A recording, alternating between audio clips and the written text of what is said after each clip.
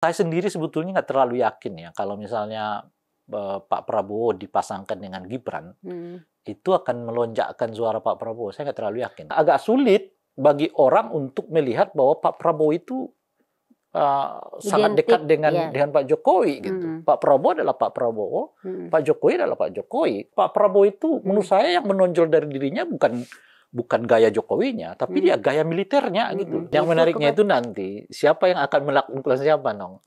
Apakah Demokrat yang menaklukkan koalisinya Pak Prabowo atau Pak Prabowo yang menaklukkan Demokrat?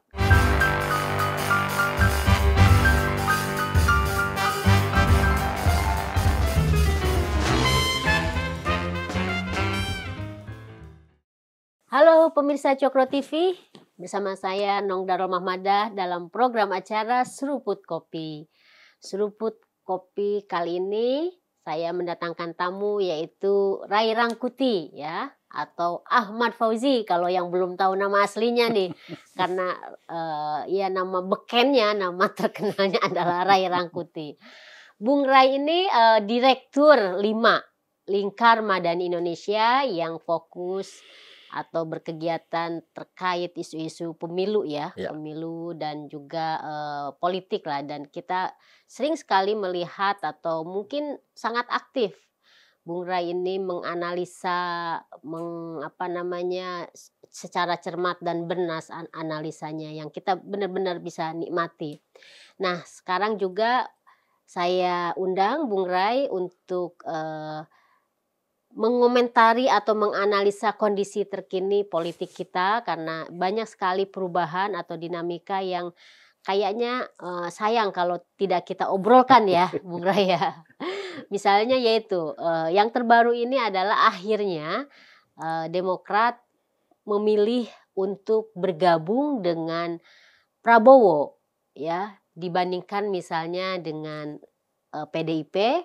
Setelah mereka ini kecewa atas sikap Nasdem atau Anies Baswedan ya dalam hal ini, yang secara mendadak tidak melibatkan mereka gitu dalam memutuskan pasangan Anies Baswedan, cawapresnya akhirnya Caimin. Padahal kan jauh-jauh hari bahkan kita ngelihat begitu mesranya hubungan AHY dengan Anies, sampai haji ya, bukan umroh haji aja diantar jam 1 pagi gitu kan, itu dijemput diantar gitu kan, itu begitu dramatis banget. Baliho tapi kan di mana-mana iya, disebar. baliho juga dari pihak Demokrat sudah disebar kemana-mana Anies AHY, tapi kemudian endingnya adalah ya begitu, ternyata Anies lebih memilih Caimin daripada dengan AHY. Nah, gimana nih Bung Ray melihat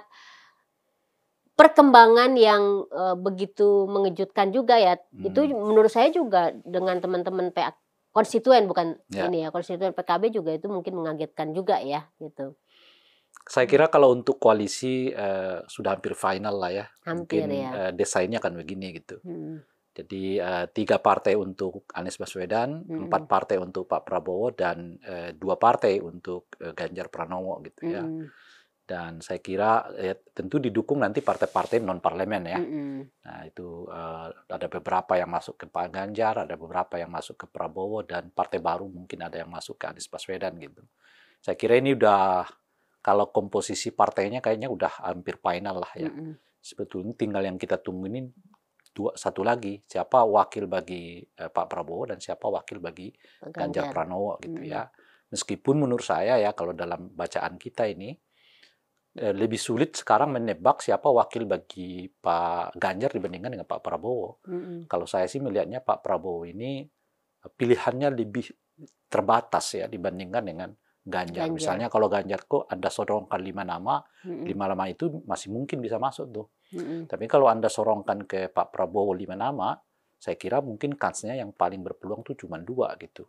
Dalam hal ini saya kira yang pertama adalah Pak Airlangga Hartarto, Ketua Umum Partai Golkar gitu ya. Saya menyebut ini kansnya udah di angka 80%. Tapi kalau kita Caimin di situ, kansnya masih 50-50. Caimin dengan dia itu 50-50 gitu. Tapi setelah Caimin pergi, kansnya Airlangga itu saya kira 80%. Kenapa itu? Kan Ya, sangat besar. saya mengatakan itu ada 3 alasan. Alasan pertama ya karena beliau ketua umum partai politik ya, yang apa namanya itu, yang diamanahkan oleh Rapimnas mereka untuk jabatan posisi presiden atau setidaknya wakil presiden bagi apa namanya Erlangga gitu ya, dan itu amanah yang dibawa. Mungkin waktu ketemu pertama kali masuk ke gabung ke Prabowo, dua ini mungkin nggak akan dikejar, baik di pilpres mau di capres maupun di cawapres gitu. Tapi begitu Caimin pergi, ya kan peluangnya makin terbuka gitu. Nah itu alasan pertama. Nah alasan kedua ya karena peluangnya terbuka itu. Kan kalau sebelumnya ya, karena ada faktor Caimin yang mendampingi Pak Prabowo sudah hampir setahun gitu ya, kan apa namanya itu mungkin kedekatan Pak Prabowo dengan Caimin itu jauh lebih dekat dibandingkan dengan apa namanya dibandingkan dengan Pak Erlangga gitu. Nah ini yang faktor yang kedua.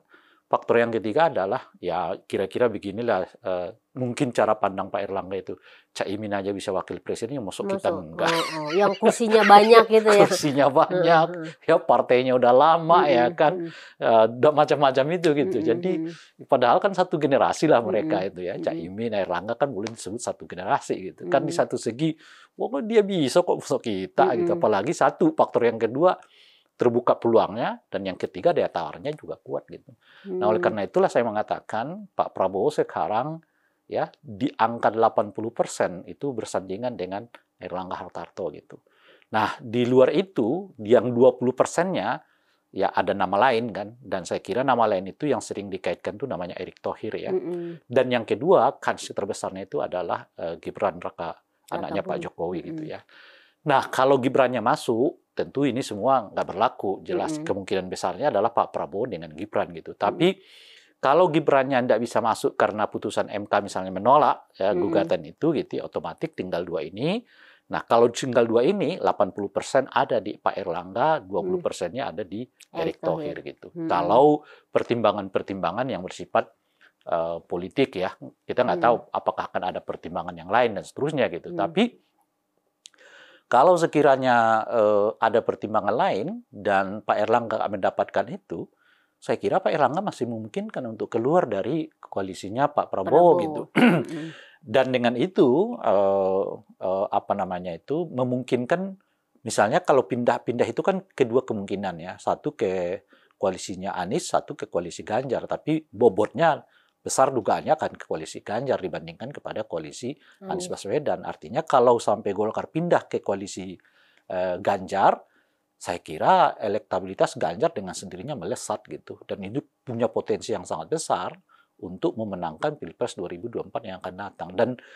Dan saya kira Pak Prabowo menghitung itu. Sebab kalau dia kehilangan lagi ini, apa istilahnya itu, jangkar beliau betul-betul habis gitu ya kan. Saya pertama kan dengan Pak Caimin dulu itu kan jangkar beliau untuk masuk ke kelompok Islam moderat ya kan gitu. Sekarang itu hilang. Jadi sementara saat yang bersamaan Prabowo mulai mengubah strategi dari mendekati Islam politik yang selama ini kita kenal lah ya kan, ke sekarang menjadi ke kelompok politik Islam alias Islam moderat gitu. Nah jembatannya itu kan dibutuhkan NU, PKB sebetulnya saat itu gitu.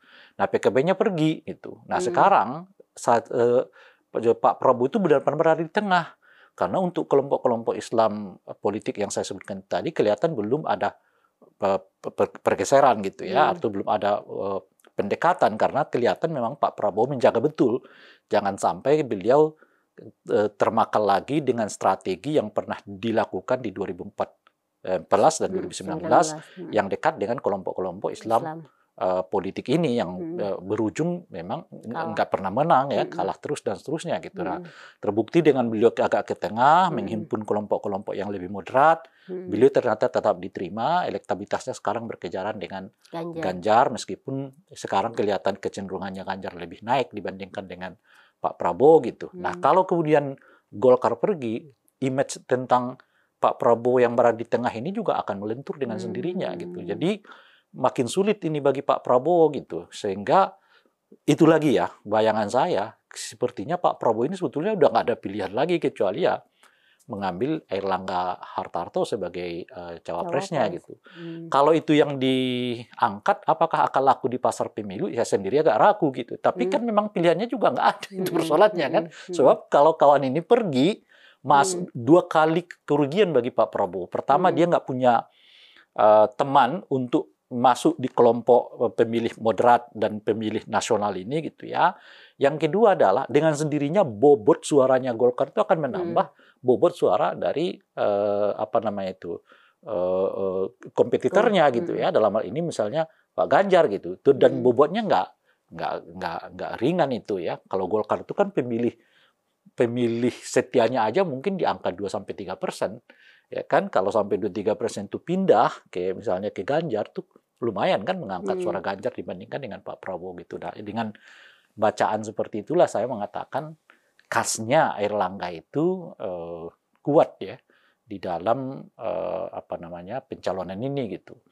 Nah, bagaimana dengan AHY? Ya, saya kira AHY sudahlah gitu. Sederhananya melihatnya kenapa?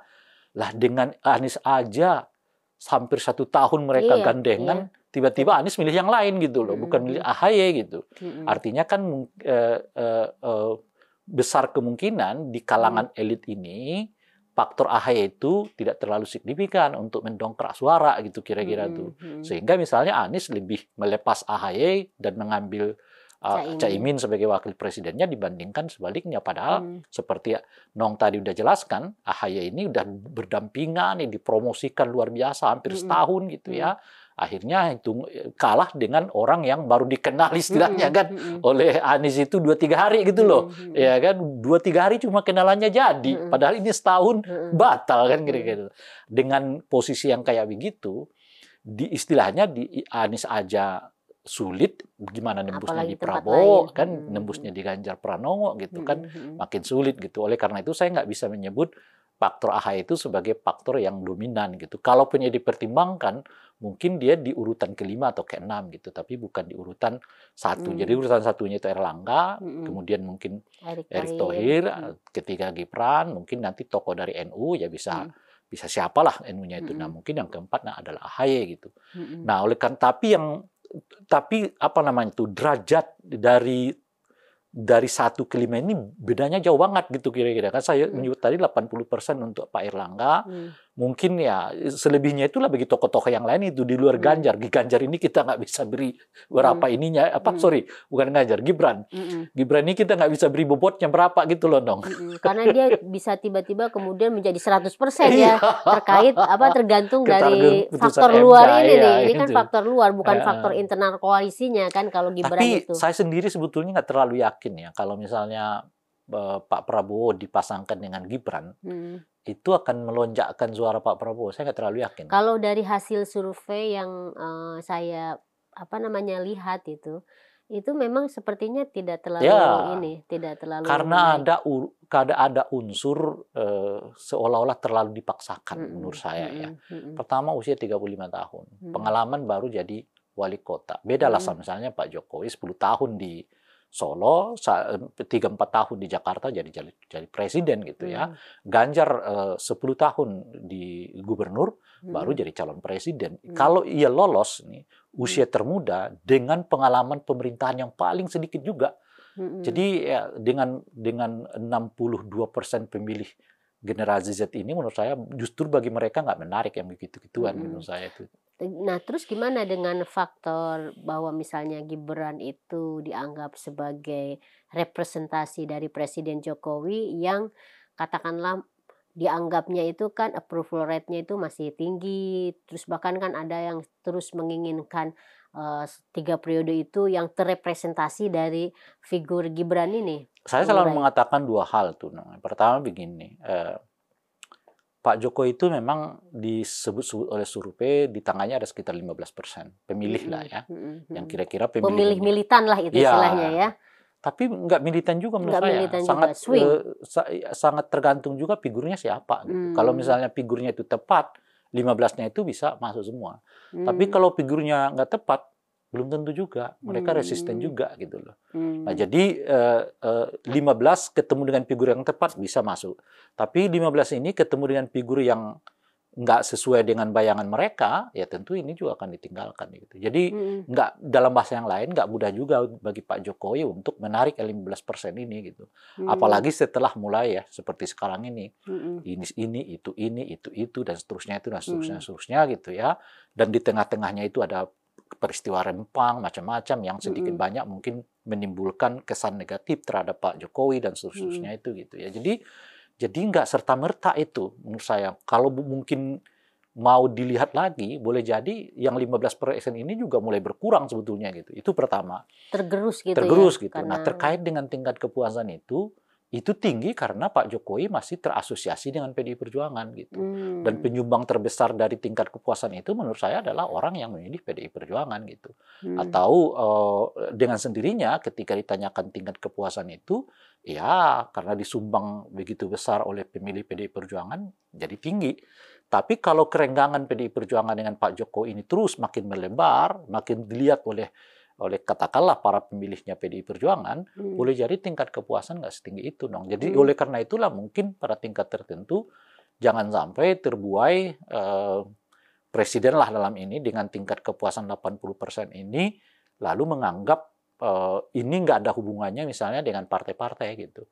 Jadi itu kan kalau kita lihat itu disumbang terbesarnya oleh pemilih PDI Perjuangan kan, dan seteruslah berentetan sampai terakhir itu. Justru kalau kita lihat di survei itu, Gerindra misalnya adalah penyumbang yang boleh disebut tidak terlalu tinggi bagi pernyataan tingkat kepuasan kepada Pak Jokowi gitu. Makanya kan kalau kita lihat lagi survei, berapa persen pemilih Gerindra yang mau memilih Pak Jokowi, itu nggak akan sampai 50%. Ya karena Bahkan bagaimanapun kan gitu. sejarahnya memang rival kan. Ya itu makanya. Jadi ketika ditanya sekarang pun, ketika misalnya kelihatan Pak Jokowi dan Pak Prabowo itu cukup akrab gitu ya, dan pemilih pemilih Gerindra itu ditanya, apakah mereka memilih Pak Jokowi itu, ternyata angkanya nggak sampai 50%. Bahkan seingat saya, kalau di dalam survei itu sekitar 30% kok yang milih Pak Prabowo, Pak Jokowi sebagai presiden gitu.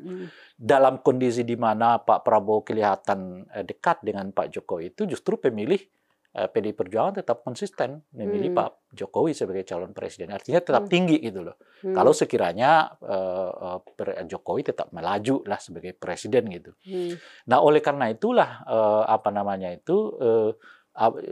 dalam bacaan ini yang saya sebut tadi belum tentu juga kenyataannya yang 15% ini kalau diarahkan oleh Pak Jokowi kepada orang yang nggak tepat, itu akan serta-merta akan ikut gitu. Belum Jadi tentu sia-sia gitu. juga itu suara ya. Artinya rasional lah gitu ya. Iya rasional kan umumnya memang pemilih Pak Jokowi itu kan pemilih rasional kan. Memang mereka milih Pak Jokowi itu mau Pak Jokowi itu karena Pak Jokowinya berprestasi, bukan karena Pak Jokowinya tokoh agama gitu kira-kira, atau bukannya Pak Jokowi itu karena apa begitu. Tapi memang orang lihat prestasinya dari Solo gitu. Oleh karena itu orang percaya sama Pak Jokowi. Tapi kalau Pak Jokowi kemudian memilih figur yang dianggap justru akan berbeda dengan apa yang itu dengan sendirinya nggak bisa gitu, karena orang mencintai Jokowi itu bukan karena Jokowinya sebenarnya, tapi kinerja dari Pak Jokowinya. Jadi yang diukur itu tetap adalah kinerja, bukan figur gitu. Meskipun kinerja itu kan terfigurisasi terhadap dirinya Pak Jokowi gitu, sesuatu yang kurang dipisahkan. Cuma begitu itu nggak kena kepada orang yang tepat, ya dengan sendirinya tidak serta-merta gitu. Makanya saya pikir ya kalau ada orang menyebut 15% itu is okay gitu, tapi itu figur yang tepat. Kenyataannya kalau misalnya kita sambung dengan yang Anda sebutkan tadi, dengan hasil survei ketika Pak Prabowo dipasangkan yang nggak tinggi itu, Gibran itu menjelaskannya dong. Jadi mungkin pemilih yang 15% itu nggak merasa tepat juga, karena Gibran dengan Pak Jokowi itu berbeda lah. Ada hubungan biologis, tapi berbeda gitu ya. Banyak hal yang bisa dijelaskan perbedaan mereka gitu ya. Dari aspek usia, dari ketenangan, dari gestur, dari cara ngomong ya. Apalagi tentu saja prestasi, ya kemampuan menghadapi birokrasi macam-macam dan seterusnya. Ya jelas dua hal yang berbeda gitu. Dan ini untuk RI loh, RI 2 lah setidaknya gitu. Nah oleh karena itulah saya juga menyebut tadi, saya nggak terlalu yakin kalau misalnya Pak Prabowo dipasangkan dengan Gibran pun, ya suaranya akan naik gitu. Jadi sehingga dengan begitu, ya ada kemungkinan apalagi kalau Gibran pun diloloskan lah melalui putusan MK itu gitu, ya kan lebih menurut saya karena ada dorongan politik yang kuat dibandingkan misalnya kalkulasi-kalkulasi yang berhubungan dengan politik gitu, dengan elektabilitas lah macam-macam dan seterusnya itu. Faktanya kan apa namanya itu ya, saya nggak tahu ya kalau untuk Jawa Tengah misalnya setinggi apa Gibran tuh, misalnya begitu. Saya belum tahu, belum baca angkanya, surveinya. Tapi terlepas dari yang angka, jadi Bung Rai ini jangan bicara angka, kita analisa aja karena itu yang lebih menarik, Bung Rai. Kita kan melihat dalam istilahnya itu persepsi ya, atau branding lah, branding. Kayak Prabowo itu kan dianggap sangat berbeda nih dibandingkan 2014, 2019. Prabowo ini sekarang itu benar-benar seperti Jokowi, ya kan, memeluk, merangkul, humble dan lain-lain. Ini gaya Jokowi lah. Sehingga bahkan nama koalisinya pun kan dianggap sebagai koalisinya Jokowi, Koalisi Indonesia Maju. Itu kan benar-benar ingin nge-branding ya. Ditambah lagi misalnya Bung Rai soal jargon misalnya, mohon maaf ini ya, tegak lurus bersama Jokowi, itu selalu asosiasinya itu adalah ke sosok Prabowo ini. Misalnya katakanlah siapa namanya, Projo. Projo kan, sampai sekarang kan juga termasuk yang istilahnya belum memutuskan mau mendukung siapa, meskipun di daerah-daerah itu sudah ada yang deklarasi ke Ganjar misalnya. Nah, kalau tadi mendengarkan ulasan dari Bung Rai, apakah penciptaan atau soal branding ini, penciptaan diri atau branding terhadap sosok Prabowo seperti Jokowi dengan ngelihat sekarang ya, apalagi dikaitkan dengan cawapres tadi itu kira-kira bisa gagal atau gimana tuh Bung Rai? Ya saya nggak bisa mengatakan kecuali dengan sedikit data juga, Nong. Kan kenyataannya dalam 1 bulan terakhir ini kan elektabilitas Pak Prabowo itu nggak tersendat kan. Gitu. Memang dahulunya katakanlah misalnya apa namanya, setelah Idul Fitri lah ya. Setelah deklarasinya Ganjar kan, kedekatan Pak Prabowo dengan apa namanya Jokowi itu lumayan berimplikasi signifikan bagi kenaikan elektabilitas Pak Prabowo gitu. Tapi saya hitung tuh sejak Agustus ke sini ya, khususnya setelah Presiden mengatakan ini banyak orang yang majang foto-foto saya gitu ya, dan sebagainya itu, atau nyebut-nyebut Pak Lurah macam-macam itu justru kelihatan elektabilitas Pak Prabowo itu agak tertahan gitu.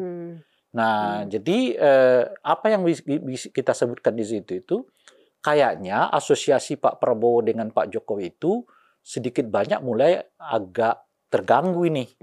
Gitu. Atau ada, kamu ngelihat, maksudnya Bung Rai ngelihat ada upaya secara implisit lah mungkin ya, bisa membaca apakah Pak Jokowi itu udah mulai gerah dalam tanda kutip, atau mulai pelan-pelan memotong, jangan terus-menerus aku dibawa-bawa gitu. Ada nggak seperti itu? Itu mungkin ada, tapi menurut saya yang kalau kita lihat dalam 1 bulan ini lebih karena proses natural aja.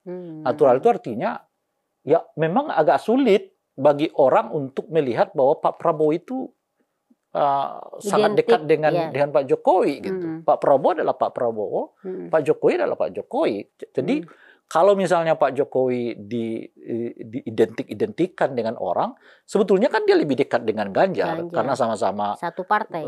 Bukan satu partainya, tapi sama-sama daerah yang sama kan. Iya. Dengan juga. kultur yang sama, dengan keluasan yang juga hampir sama. Jadi Pak Prabowo itu menurut saya yang menonjol dari dirinya bukan gaya Jokowinya, tapi dia gaya militernya gitu. Gaya apa namanya itu, gaya ketegasannya. Makanya kan kalau kita lihat apa faktor orang paling utama tuh memilih Pak Prabowo itu? Itu umumnya itu mengatakan karena tegas. Karena militer itu ya. Iya, jadi dianggap top gitu.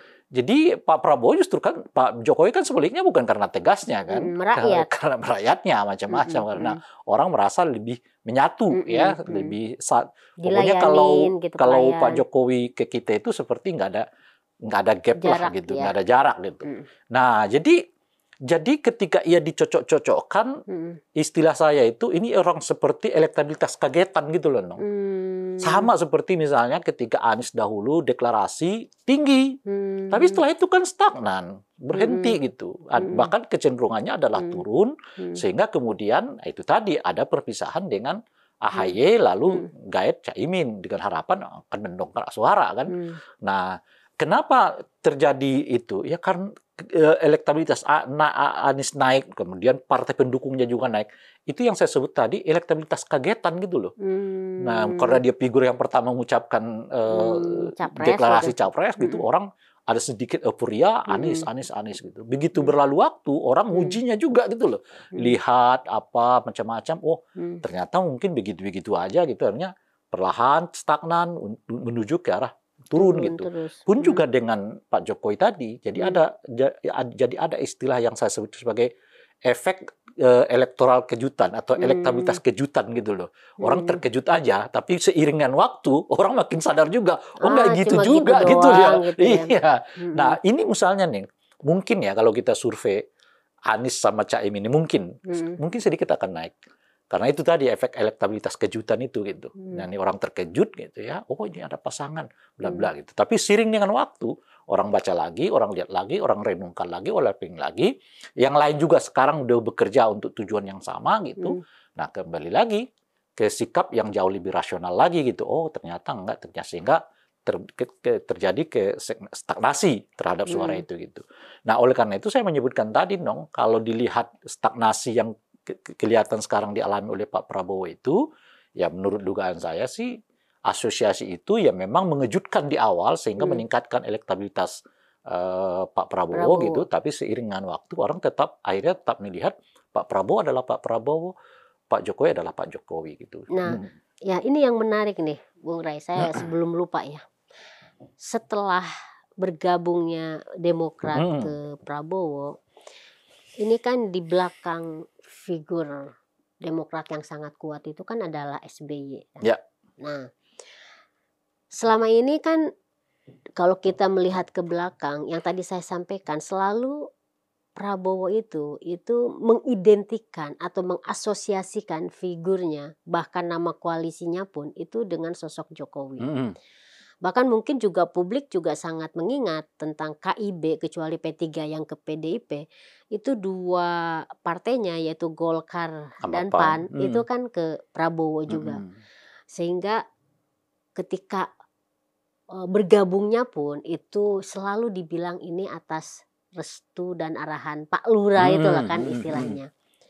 Nah, apakah Bung Ray ngelihat setelah tadi kan menjelaskan sulit sekali untuk mengidentikan, bahkan ada istilah baru, istilah yang bagus sekali yang tadi dibilang oleh Bung Ray, ini kan elektabilitas kejutan ya. Gitu kan.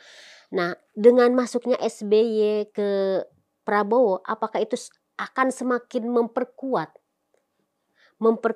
ketidakkonekan atau ketidakidentikan antara jadi saya posisi Jokowi punya istilah baru dengan koalisi-koalisi ini. Nah, apa itu? Satu saya istilahkan sebagai koalisi abu-abu, satu koalisi eksperimen, dan satunya koalisi jernih gitu ya. Koalisi abu-abu itu ya Pak Prabowo dengan AHY. Itu abu-abu karena nggak jelas lagi. Awalnya kan pendukung Pak Jokowi, ya tegak lurus gitu macam-macam dan seterusnya lah gitu. Tapi masuk Demokrat yang mengusung perubahan. Bahkan Demokrat mengklaim mereka lah yang menemukan tagline perubahan itu. Dan oleh karena itu sekarang mereka justru menggugat ya koalisinya Caimin karena menganggap perubahan itu lebih tepat sebetulnya mereka pakai dibandingkan koalisinya Anies sama Caimin gitu ya. Nah sekarang ketika mereka masuk, jadi ini koalisi apa? Nah lebih menarik lagi ketika Pak SBY mengatakan saya akan ikut serta turun gunung istilahnya. Turun gunung ya, dalam hal ini ikut kampanye lah. Kira-kira yang mau dikampanyekan Pak SBY itu apa? Perubahan terjadi disebabkan teriakan medsos ketimbang orang DPR-nya gitu loh, yang ngotot-ngototan apa gitu. Nggak ada hubungan yang benar-benar ya sentimennya didasarkan pada emosi, pada daerah ya, pada ini. Sentimennya sekarang ini adalah pada pertimbangan-pertimbangan rasional aja. Bukan Tiba-tiba apapun yang dilakukan kita diam, apapun disebutkan ya kita ikut gitu. Itu justru memperlihatkan seperti tidak ada kemandirian di dalam partai ini.